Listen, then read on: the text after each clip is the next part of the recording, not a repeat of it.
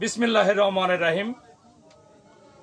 পরম করুণাময় মহান আল্লাহ তাআলার অশেষ রহমতে আজকে আমি আসছিলাম এই রাতের বেলায় আমাদের পাবনা সদর হিমায়তপুর ইউনিয়ন শিবরামপুর ৯ নং ওয়ার্ড সুইচ গেটের উপরে। এখানে এসে আমি আনন্দিত হইলাম যে আজ থেকে ৩০ বছর পূর্বে ১৯৯০ সালেরও আগের থেকে আমি যখন লাঠি খেলতাম, আমাদের একটা বিশাল লাঠি খেলার বাহিনী ছিল। সেই বাহিনীর প্রধান নায়ক আমাদের আসলাম ভাই। এখন বয়োবৃদ্ধ হয়ে গেছে, বয়স হয়েছে, তারপর লাঠি খেলার তার মনে শখ জেগেছে। আমরা খুব তাড়াতাড়ি একটা লাঠি খেলা উপহার দেব।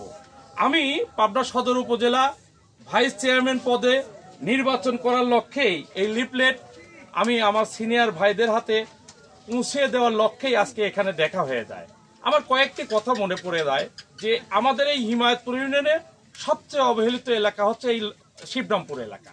কারণ এটা চর ভাঙা এলাকা, নদী ভাঙানো এলাকা। এখানে বন্যা এলেই পানি আসে, বিভিন্ন রকম সমস্যা জর্জরিত থাকে।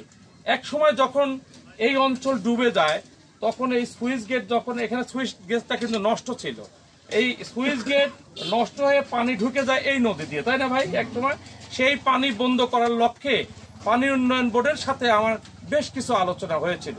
আমি যখন মেম্বার ছিলাম ১১ সাল থেকে ১৬ সাল পর্যন্ত, প্রথম যে অ্যালটটা দেওয়া হয়েছিল রাস্তার, সেই হচ্ছে এই সুইচ গেট থেকে শিবরামপুর অভিমুখী যে রাস্তাটা, এই রাস্তাটা যদি কোনোদিন হয়, ভালোভাবে হয়ে যায়, তাহলে শিবরামপুরের এই অঞ্চলের শেষ অঞ্চলের সাথে এই সুইচ গেট আলারে একটা সুসম্পর্ক খুবই সুন্দরতম হবে। আমরা যথাযথ কর্তৃপক্ষের দৃষ্টি রাখবো। আমাদের সম্মানিত মাননীয় সাংসদ পাবনা ৫ আসন তার সহ এলজিডি এবং স্থানীয় সরকার মন্ত্রণালয় সহ সকলের সুদৃষ্টি রাখবো।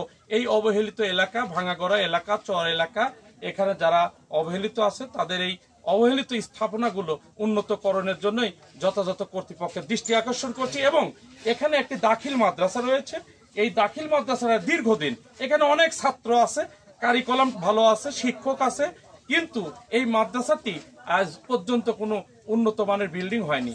একটা হাই রাইজ বিল্ডিংও এখানে দরকার, তাই তো আসলাম ভাই? এটা কিন্তু এই আমি সমস্ত কিছু খবর রাখি পাবনার কোথায় কি অবস্থায় আছে, তো আমি সবার সুদৃষ্টি রাখবো।